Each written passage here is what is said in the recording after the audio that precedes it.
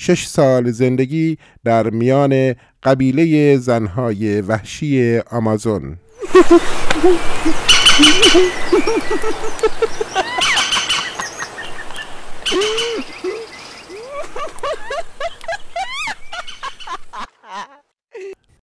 قسمت 5. چی؟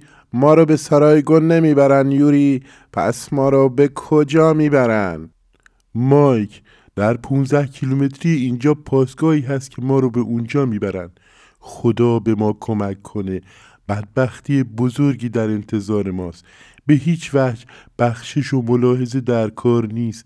اگه اتهام قتل و آدمکشی و گردن بندی به ما بزنن، انتظار عفو و تخفیف در مجازات رو نباید داشته باشیم.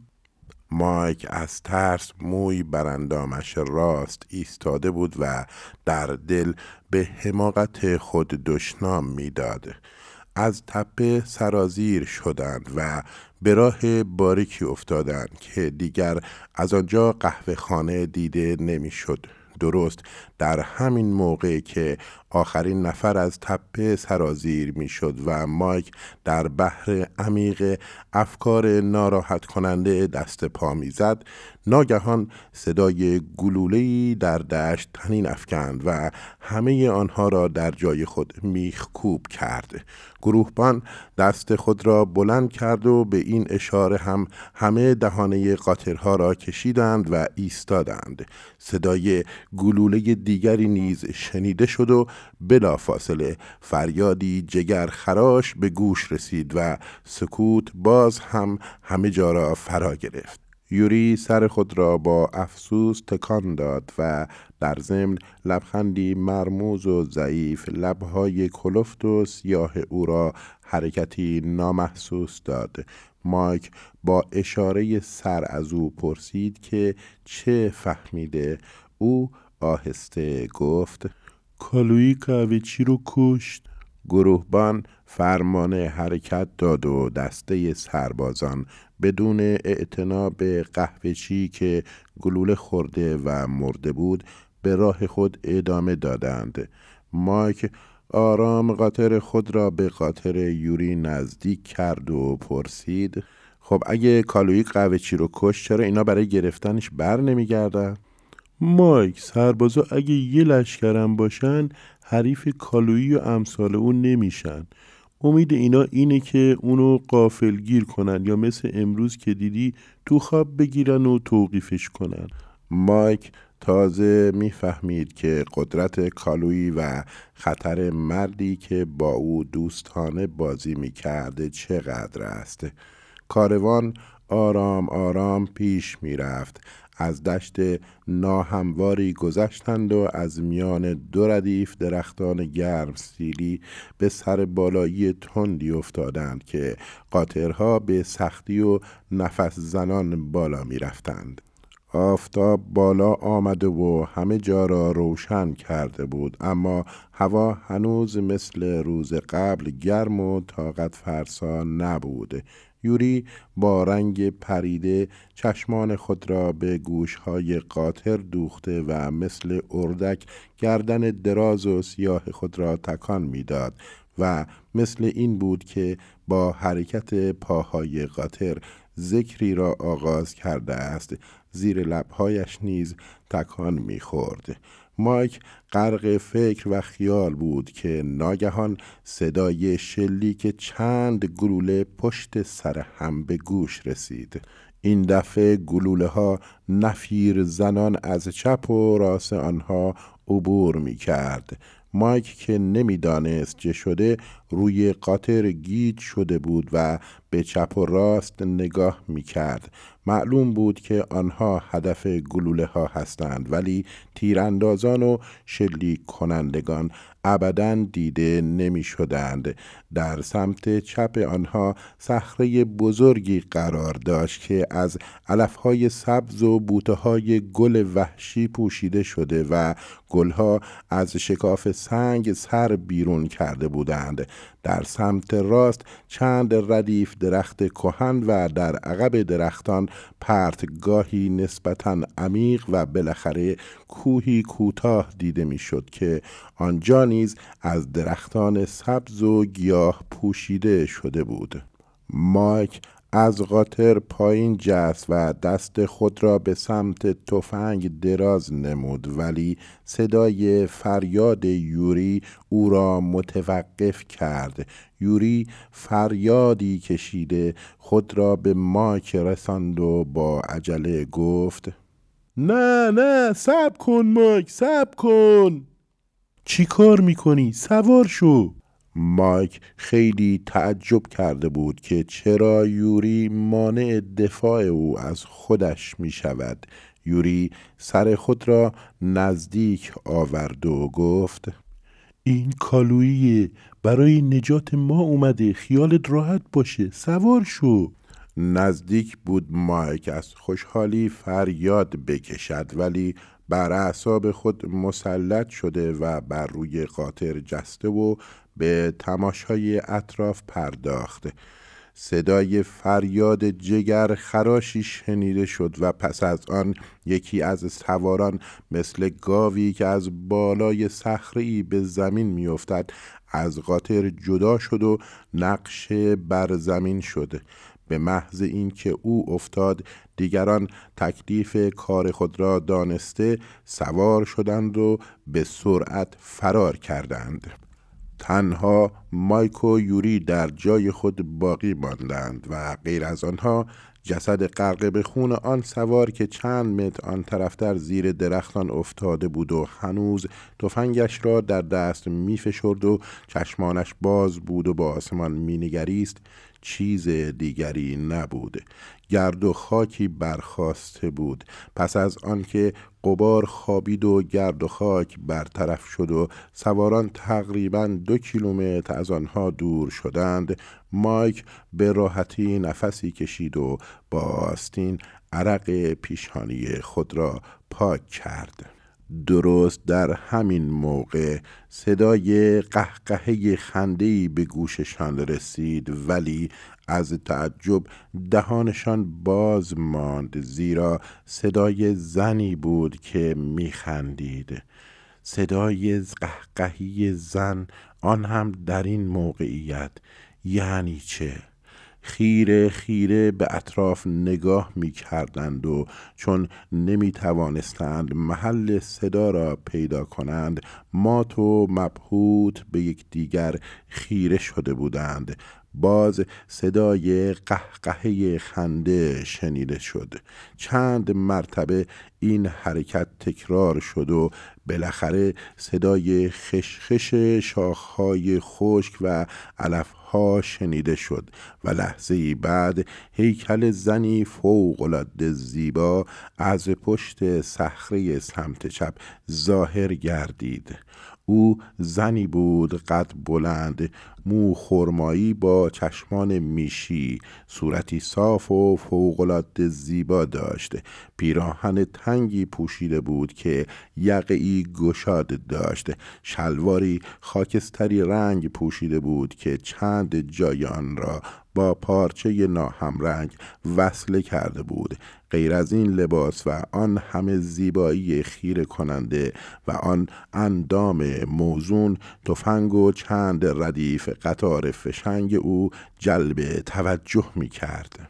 مایک از دیدن او دهانش باز مانده بود. هم محو زیبایی خیره کننده او شده بود و هم مبهوت وضعیت غیر طبیعی و تعجب آور او. خدای من، این زن دیگه کیه؟ اینجا چی کار میکنه؟ یعنی اون بود که این همه سوار و پراکنده کرد؟ زن زیبا به محض اینکه ظاهر شد نگاهی به مایک و یوری افکند و بعد مثل آهویی خرامان و در این حال مانند شیری درنده به طرف جنازه سرباز مقتول رفت. تفنگ و قطار فشنگش را برداشت و آنگاه به سمت آنها آمد و وقتی کنار قاطر مایک رسید با لبخندی نمکین گفت: خیلی ترسیدید؟ یوری گفت: این آقا ارباب منه، آمریکاییه، زبون انگلیسی هم بلده. و فوراً زن زیبا با انگلیسی روان و سلیسی به مایک گفت: لابد میخوان به سواحل آمازون برین. مایک که از تعجب دهانش باز مانده بود آب دهان خود را فرو برد و گفت: بله، برای سیاحت و تحقیقات علمی. او خنده‌ای مستانه و شیرین کرد و در حالی که تفنگ سرباز مقتول را به شانه می‌گذاشت و امتحان می‌کرد جواب داد: تحقیقات علمی، عجب. چرا فقط آمریکایی‌ها، اونم جوونا، برای تحقیقات علمی به سواحل آمازون میرن؟ مگه تحقیقات علمی رو جای دیگه نمیشه انجام داد؟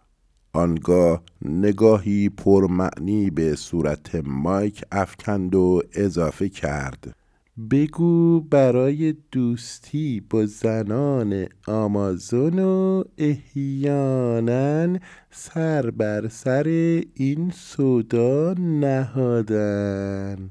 مایک و یوری هنوز از تعجب خارج نشده و خیره به او نگاه می کردند.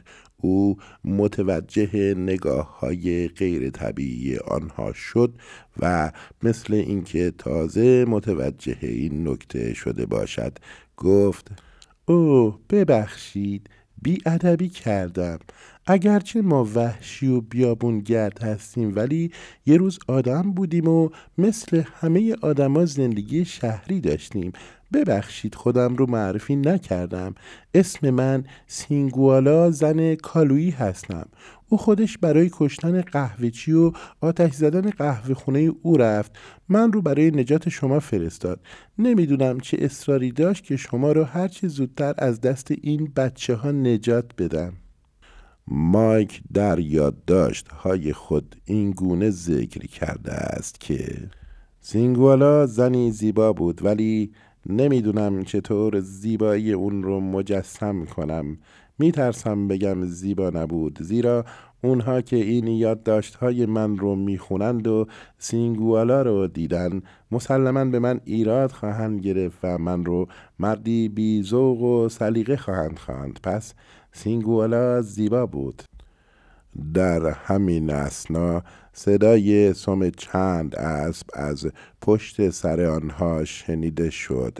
سینگوالا مثل سگی که گوشهای خود را تیز می کند و به صدای باد گوش می دهد قیافه خود را در هم کرد و خوب گوش فرا داد و چند لحظه بعد لبش به تبسم گشوده شد و گفت: اون کالوییه.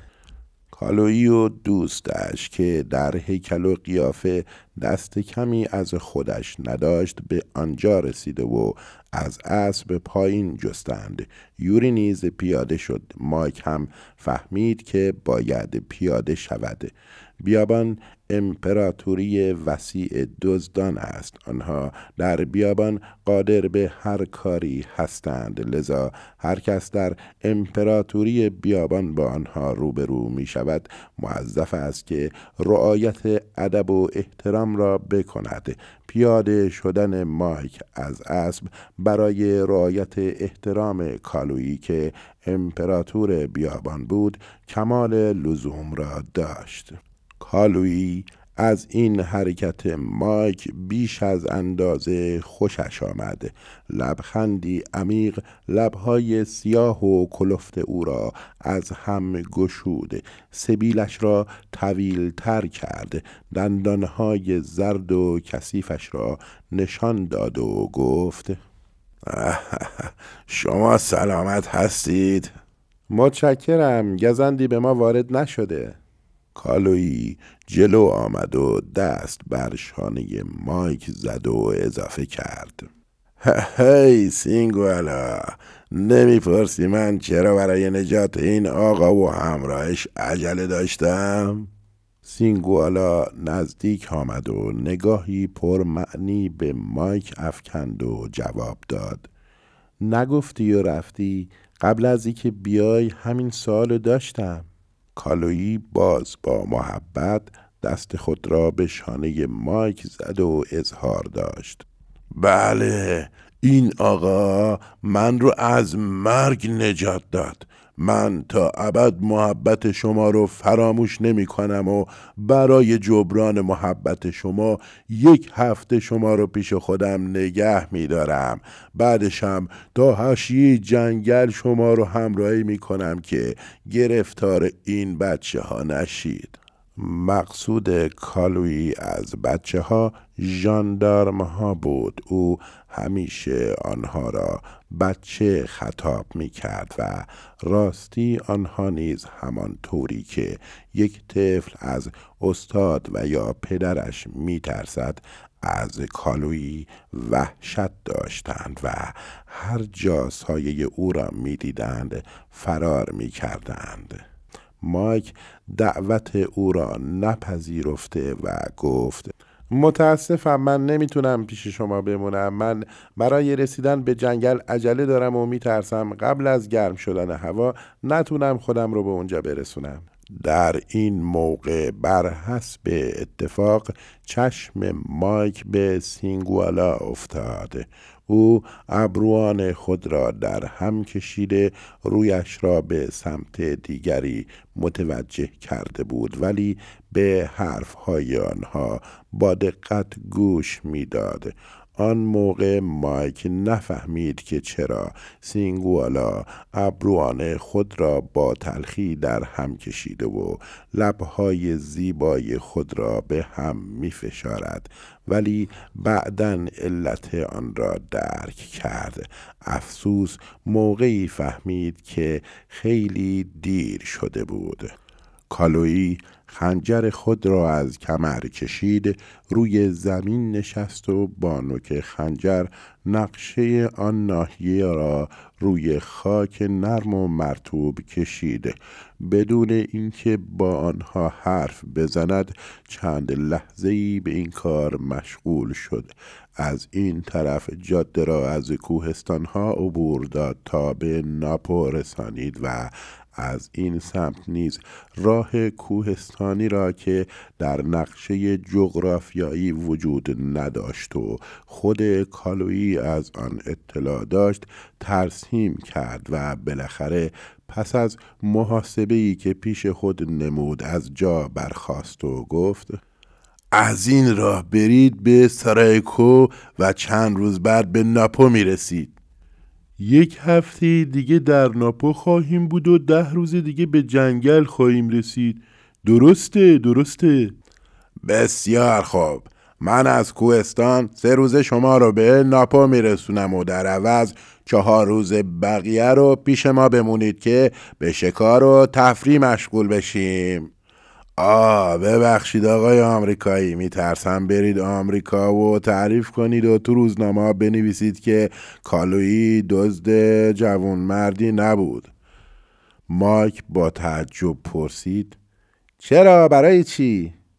شما به من محبتی جبران ناپذیر کردید، ولی هنوز پول و خرج سفر شما در جیب منه. این از مردانگی دوره که در سزای محبت من پول شما رو بخورم.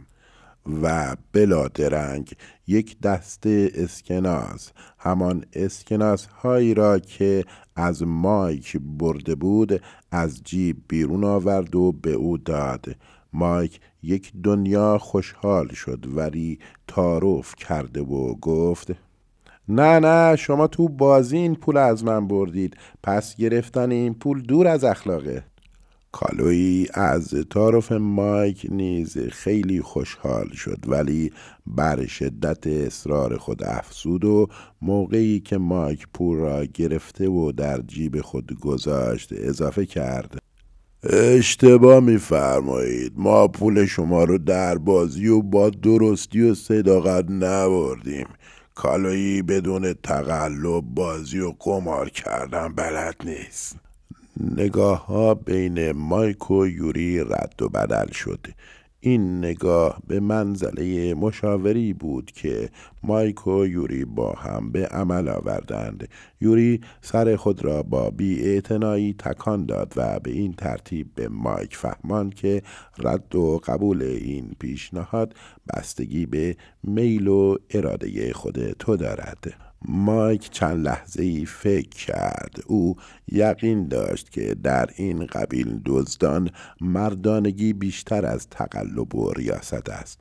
اگر آنها قصد کشتن او را داشته باشند همینجا میکشند و هرچه دارد برمیدارند و میبرند. چرا بی جهت وقت خود را تلف کرده و فاصله زیادی او را از جای امن و راحت دور کنند؟ به دنبال این افکار نتیجه‌ای گرفته و با سر پیشنهاد کالویی را پذیرفت. کالویی یک بار دیگر با دست به پشت مایک زد و پس از قهقهی بلند گفت: سعی میکنم در این چند روزه اونقدر شب خوش بگذره که همه عمر خاطره این چند روز زنده نگه دارید. سینگوالا جلو بیفته، حرکت میکنیم. چهره سینگوالا باز و شادمان شده بود. ابروانش که در هم فرو رفته و چهرهش که اخم آلود و اندوهگین بود باز شد و درخشندگی قبل را از سر گرفت. بالاخره حرکت کردند. مایک نمیدانست چه خواهد شد و چه اتفاقی میافتد. خود را به دست سرنوشت سپرد و موقعی که به دنبال کالویی حرکت می کرد با همه چیز دنیا خداحافظی می کرد.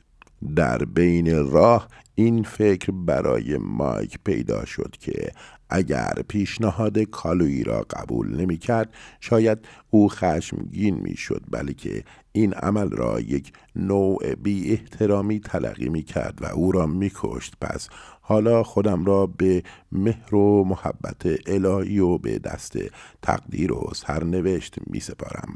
هرچه باداباد. مایک اندک اندک با تلقین به نفس از شدت نگرانی خود کاست و چون عملی محرک سوء ظن از آنها ندید به تفریح و به تماشای اطراف و مناظر کوهستان پرداخت. سینگوالا در جلو کاروان 5 نفری آنها پیش می رفت و اسبی بسیار زیبا و سرکش داشت. پشت سر سینگوالا یوری و بعد از یوری مایک و در عقب کاروان کالویی و دوستش حرکت می کردند. راه کوهستان متغیر بود، گاهی باریک می شد و گاهی پهن و مسطح، ولی در هر حال که بودند سینگوالا را می دید که بر می گردد، به عقب نگاه می کند و تا چشمش به صورت مایک می افتد لبخند زیبایی لبان سرخ رنگش را از هم می گشاید. مایک ابداً به او و لبخندهای پرمعنی او توجهی نداشت. وقتی آفتاب بالای سر آنها به وسط آسمان رسید سینگوالا به روی اسب بلند شد، سر را به عقب برگردانید و با صدایی بلند گفت: هو کالویی، کجا اتراق کنیم؟ کنار چشمه، یه ربع را بیشتر باقی نمونده. 1 ربع ساعت دیگر نیز راه پیمایی کردند و بالاخره به محل بسیار باصفایی که درختان کهنسال و مناظری بسیار دیدنی و جالب و هوایی فوق‌العاده لطیف و با تراوت داشت رسیدند. سینگوالا کنار چشمه آب زلالی که از شکم کوه بیرون می آمد و درون گودالی عمیق جمع می شد و از آن طرف از ارتفاع 4 متری با صدایی دلپذیر پایین می ریخت، از اسب پایین جست، قبل از هر کار دهانه قاطر مایک را گرفت، با مشت به ساق پای مایک کوفت و با شوخی و لبخندی دلفریب گفت: آهای آمریکای نظرباز، پیاده شو، اینجا نهار میخوریم. در تمام آن حدود و حتی در مکزیک و کشورهای دیگر آمریکای جنوبی، آمریکاییان را مردمی خوشگذران و هوسران می شناختند. سابقه این طور بود که هر آمریکایی برای سیاحت یا گردش و یا برای انجام کاری به آن نقاط مسافرت کرده اسیر دختران سیاه چشم شده و افتضاحی به بار آورده و رفته است. به همین علت آنها با آمریکایی ها به یک چشم نگاه می کنند و عموم را مردمی هوس باز می شناسند. لذا وقتی سینگوالا مایک را آمریکایی نظر باز خطاب کرد، مایک ابداً تعجب نکرد، لیکن تعجب مایک از این بود که چرا با او شوخی می کند و از این مهمتر چرا با مشت به ساق پای او زد. مایک باز هم اهمیت نداده و پیاده شده. سینگوالا با دست به کفل قاطر او زد و حیوان را آن طرف نزد یوری فرستاد تا زین و برگش را باز کند و توبره بزند. مایک کنار چشمه نشست و به شستن دست و روی خود پرداخت. کالویی نیز کنار او نشست، چکمه های خود را بیرون آورد و پای خود را در آب گذاشت. مایک و کالویی به صحبت پرداختند. او از زیبایی های آن حدود تعریف می کرد و می گفت: از موقعی که من و سینگوالا به اینجا رسیدیم و تصمیم گرفتیم که در همین کوهستان زندگی کنیم، پیر نشدیم. یقین داریم که اگه اون بچه ها ما رو نکشن به این زودی به مرگ طبیعی نمیمیریم.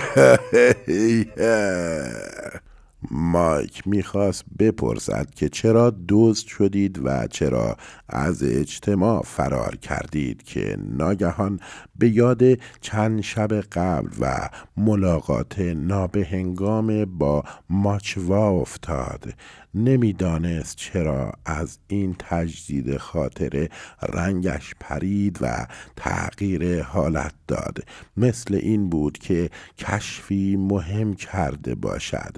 قیافه ماچوا در آن موقعی که راجع به همسرش و معشوق او صحبت می کرد در نظرش مجسم شد. به مغز خود فشار آورد و ناگهان اسم آنها نیز به خاطر آورد. ماچوا به آنها گفته بود که اسم زنش سینگوالا و نام دوستش که با سینگوالا فرار کرد کالویی بود.